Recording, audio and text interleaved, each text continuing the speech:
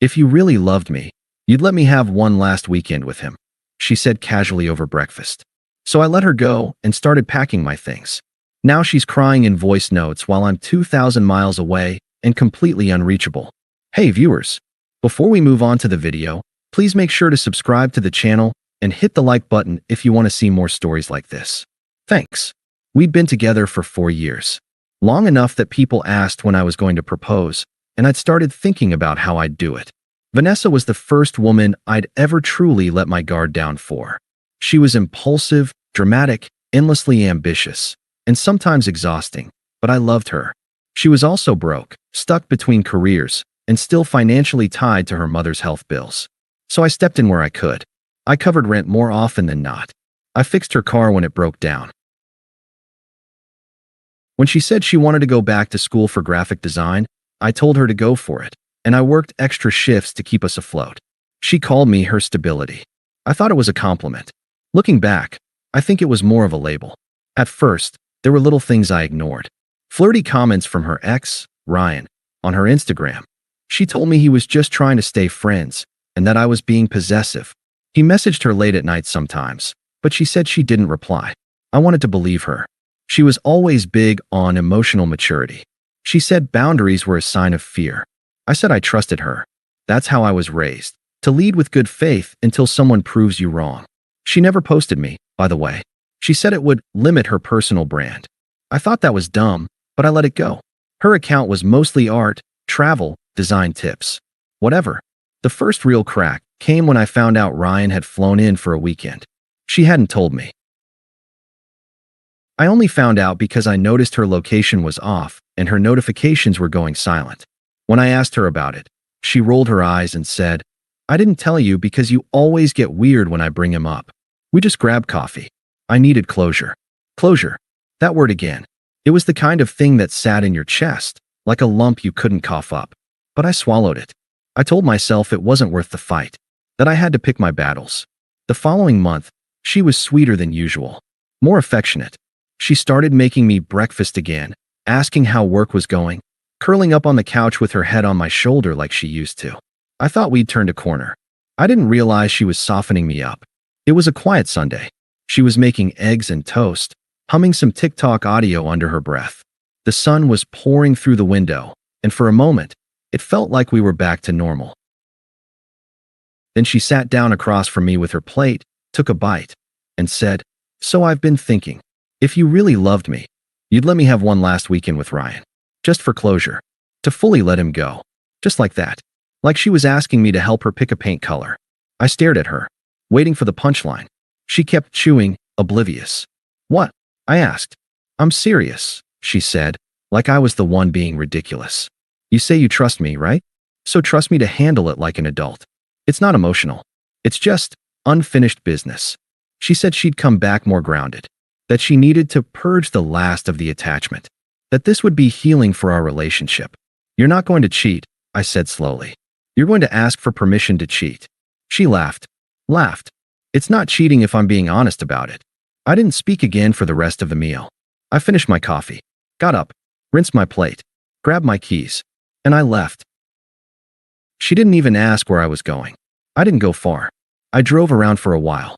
No music, just the sound of the road and that sentence echoing in my skull.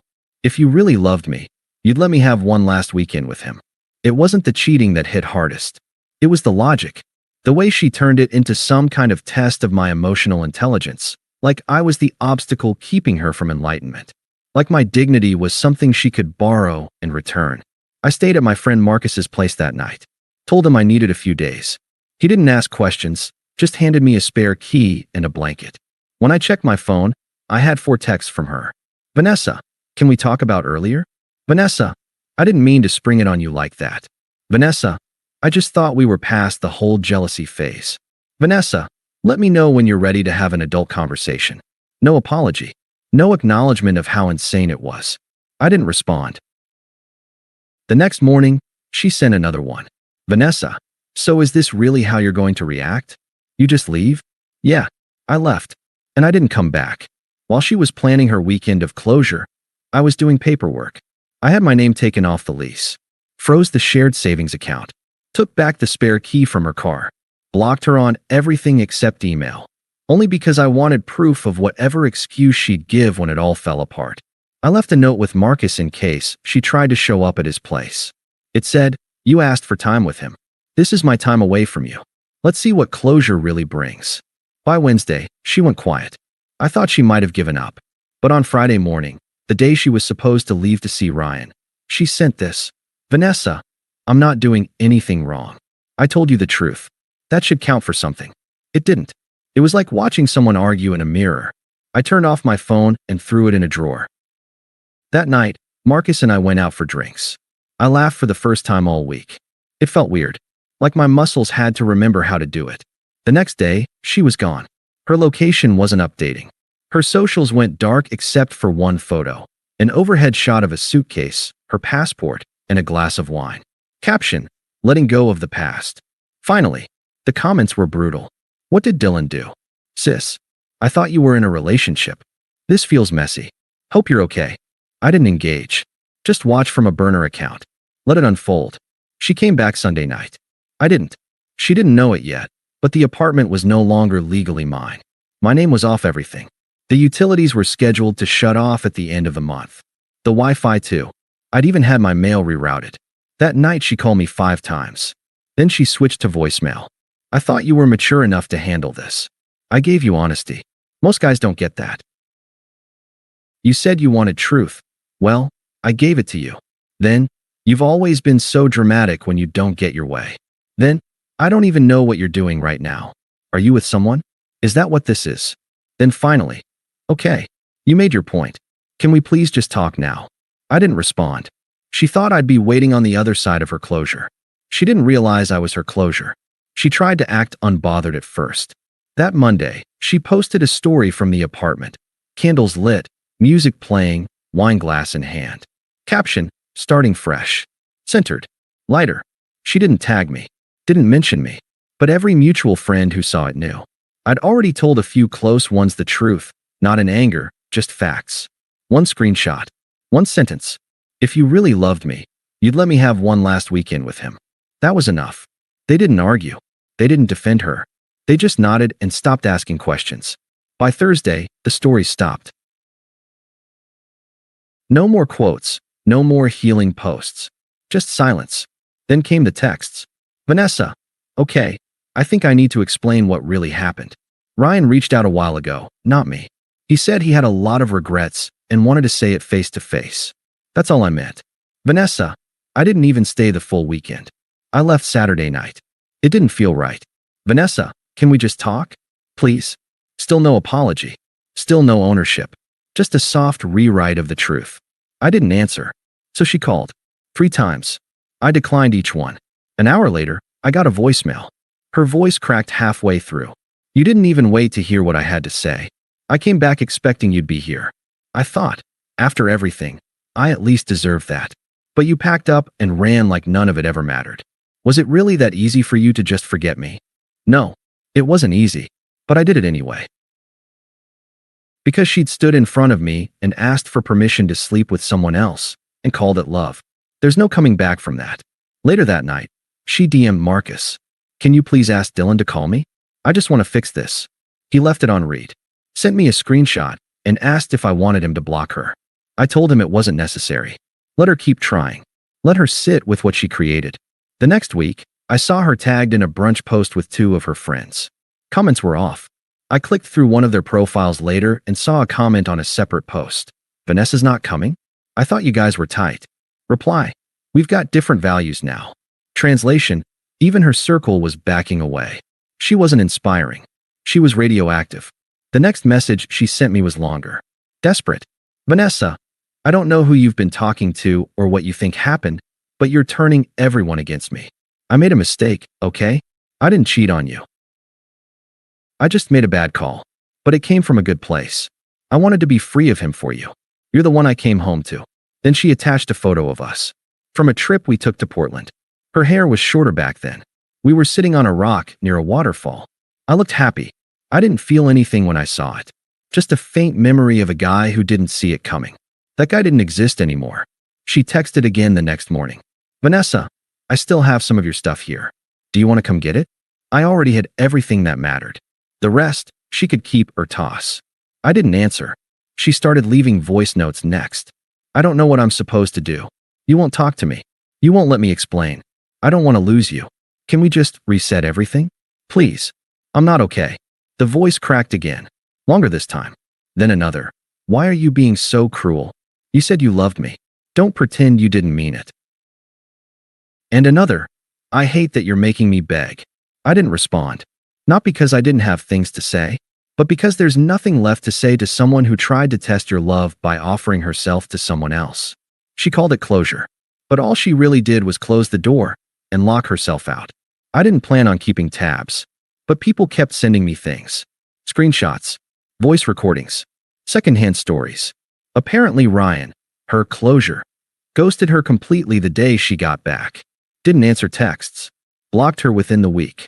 She tried showing up to one of his events, but he didn't recognize her. That's what she told a friend, anyway.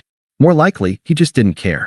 She'd burned her relationship, ruined her reputation, and the guy she threw it all away for had discarded her like expired milk. Poetic. Worse still, the friends who used to back her up started fading out. She wasn't fun anymore. Just bitter. Everyone had seen the train wreck play out in real time, and nobody wanted to be collateral damage. She tried reshaping the narrative. Posted vague, healing quotes, memes about being misunderstood, even a reel of her journaling at a park. Comments were off. Likes were low. Then came the rebound phase. She started dating some guy named Caleb. One of Ryan's old friends, apparently. They lasted about a month before she scrubbed him off her feed and posted a reel of her crying with the caption, "Some of us are just too intense for this world." Someone in the comments wrote, "Girl, you just need a mirror and a therapist." It got 300 likes. People were finally seeing her for who she really was. Meanwhile, I transferred to a new city, closer to my brother. Got promoted within 6 weeks. Hit the gym harder. Started eating right. Sleeping like a human being again. It was like pulling poison out of my bloodstream. I wasn't looking for revenge. I wasn't even looking for peace. I just wanted distance. And I finally had it. It had been 4 months when I saw her again. A mutual friend, Lauren, was getting married and invited both of us. I almost didn't go, but I felt calm enough to handle it. Besides, I wasn't the one who should have been ashamed to show up. When I walked into the reception, she saw me before I saw her. I was talking to someone from Lauren's side when I caught her in my peripheral vision, stiffening, half raising her hand like she wanted to wave, but didn't know if she had the right. She looked smaller, tired, pale, still trying to dress like she had an audience, but no one was watching. I nodded once. Later, while I was getting a drink, she finally approached. "Hey." I turned toward her, gave a polite smile. "Vanessa, you look good." "Thanks. I wasn't sure you'd come." I almost didn't. She hesitated, glanced at her drink, then looked back up. "Can I talk to you for a sec? Just outside or something?" I followed her out to the patio. It was quiet out there. She fidgeted with her ring, not an engagement ring, just jewelry, and gave a soft, rehearsed laugh. "You're probably the last person who wants to hear anything from me. I get that." I didn't answer, but I need to say this. I messed up. I convinced myself I was being brave, or empowered, or whatever. I told myself that being honest made it okay. But the truth is, I was selfish. I was wrong. And I miss you every day. She looked at me like she wanted me to crumble. Like all she needed was a flicker of warmth, and we'd fall back into old rhythms. Instead, I asked, "Do you remember what you said to me that morning?" "Dylan, no." "Say it. Do you remember?" She swallowed, looked away. "I said if you really loved me, you'd let me have one last weekend with him." "Right?" I nodded. "And I did love you. But I didn't love you enough to let you walk over me while calling it honesty." She blinked fast. "I didn't sleep with him, if that matters." "It doesn't. I thought you'd be more understanding." "That's the part that stuck with me," I said. "You thought the test of my love was allowing you to betray it." I was confused. I didn't know what I needed. "You needed him," I said. "And now you need me. But the difference is, I don't need you." She flinched. "Do you hate me?" "No. I just don't think about you much." She started to say something else, but I cut her off. "I'm happy now. Genuinely. And not because someone fixed me, but because you broke something in me that needed to go. I'm grateful for that, actually." You showed me exactly what I'll never tolerate again. She stood there, frozen. I'm not mad, Vanessa. I'm not bitter. I'm just done. Then I walked away. She didn't follow. Thanks for watching. Make sure to subscribe to the channel and hit the like button. What do you think about this story? Share it in the comments.